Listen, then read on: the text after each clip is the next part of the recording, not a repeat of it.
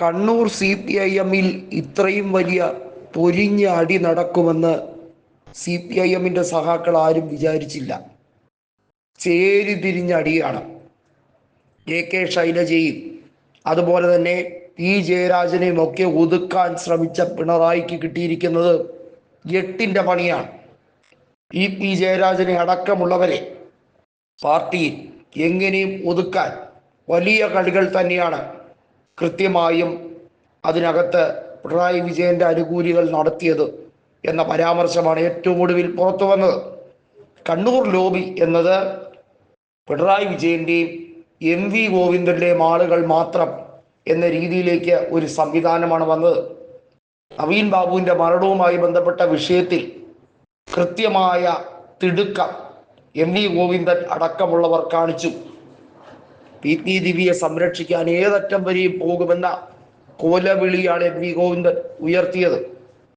KK ശൈലജയെ തളർത്താൻ പരമാവധി ശ്രമിച്ചു. നിയമസഭാ തെരഞ്ഞെടുപ്പിൽ വിജയിച്ചിട്ടും അവർക്ക് കാര്യമായ സ്ഥാനം കൊടുത്തില്ല എന്ന് മാത്രമല്ല, വലിയ തോതിലുള്ള ഒരു അപജയം അവർക്ക് ഉണ്ടാകാൻ വേണ്ടി പരമാവധി കിണഞ്ഞ് പരിശ്രമിച്ചു.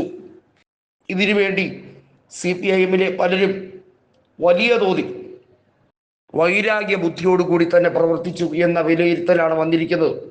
നമുക്കറിയാം, കണ്ണൂരിൽ CPI നേതാക്കൾ പലകുറി CPM-നെതിരെ വിമർശനാത്മകമായിട്ടുള്ള സമീപനവുമായി വന്നിട്ടുണ്ടെങ്കിലും CPM-നകത്തെ ഉൾപാർട്ടി പോര് പുറത്തു വന്ന സാഹചര്യങ്ങൾ വളരെ കുറവാണ്. എന്നാൽ ഇപ്പോൾ പാർട്ടിക്കുള്ളിലെ പൊട്ടിത്തെറി അതിരൂക്ഷമായിരിക്കുന്നു. കണ്ണൂരിൽ ഏകാധിപത്യം നടത്താൻ അനുവദിക്കില്ല എന്ന രീതിയിലേക്ക്, തമ്മിൽ തല്ലി മുടിയുന്ന രീതിയിലേക്ക് CPIM എത്തിയിട്ടുണ്ടെങ്കിൽ തീർച്ചയായും പാർട്ടി ഗ്രാമങ്ങളിൽ ഭിന്നിപ്പ് വരും.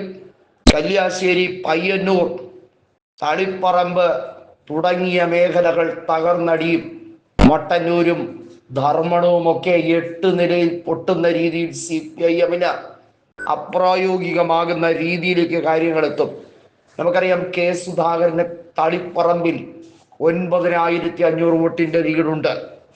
കല്യാശ്ശേരിയിലും പയ്യന്നൂരിലും വലിയ മുൻതൂക്കം UDF സ്ഥാനാർത്ഥിയായ രാജ്മോഹൻ ഉണ്ണിത്താന് പാർലമെന്റ് തെരഞ്ഞെടുപ്പിൽ കിട്ടി.